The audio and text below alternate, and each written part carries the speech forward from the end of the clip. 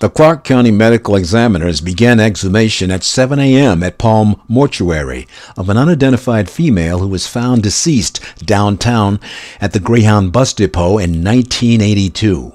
The coroner's office was awarded a $400,000 grant from the U.S. Department of Justice to launch a program to help solve missing person cases through the use of DNA testing. Here's a representative of Clark County to tell you more. Industry, so to speak, there is a very set process that's done. There's a minimal casket that's used. There's a minimal vault that's used. The vault, by the way, is the concrete box that the casket normally stays in. Different qualities of vaults have different ability to prevent moisture from coming in.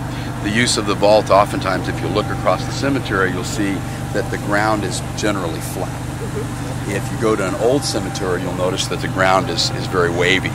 The reason for that is in the old days, they didn't use any type of a vault or protective container over the casket. And the casket would only withstand the pressures of the earth for a period of time, and then it would collapse.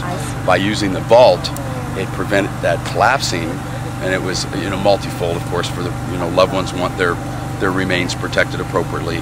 The other part of it is for the aesthetics and for the maintenance of the property itself.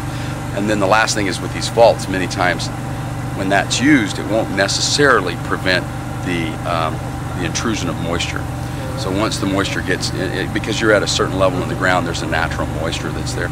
Once that happens, there will be a deterioration of the casket itself.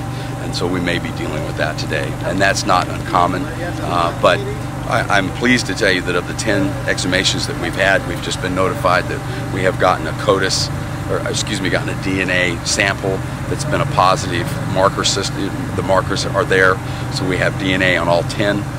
We'll be uploading them to the CODIS system, and then the hope is that there's a match out there. So so far the program's exceeding my expectations. You always wonder if you'll get 10 out of 10, and we may not. Yeah, you point to an interest that you're not quite certain if you're going to get the DNA. You don't know sample. that if you're going to get that DNA. I mean, I think because people watch television, they get this feeling that there's going to be this automatic DNA. You run it through the lab, you're going to get DNA. That is not necessarily the case.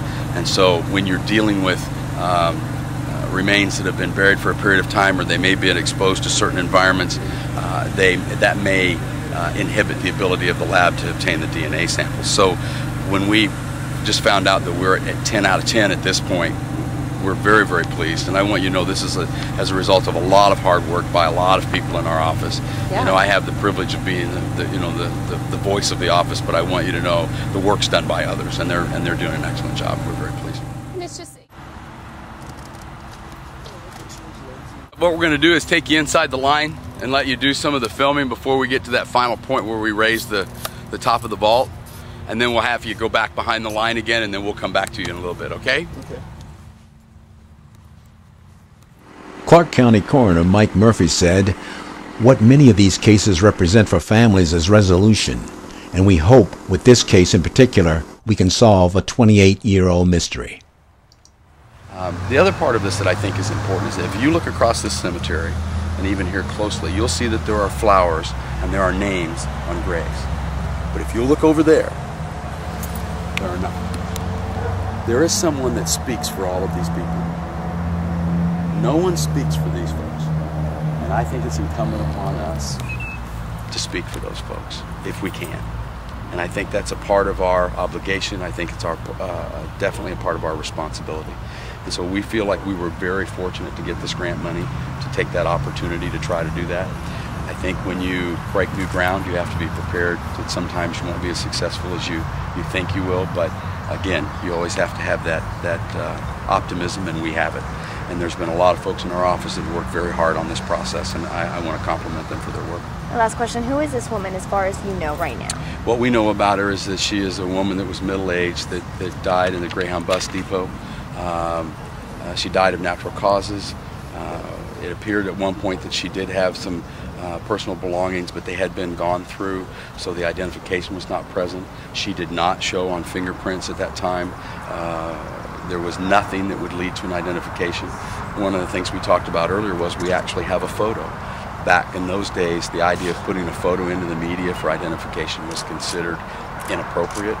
Even when we did it in 2002 on the internet, it was questionable. But once we started solving cases, I think people recognized the importance of the partnership between the media and our office. And we value that partnership, and that's the way we identify folks. Okay.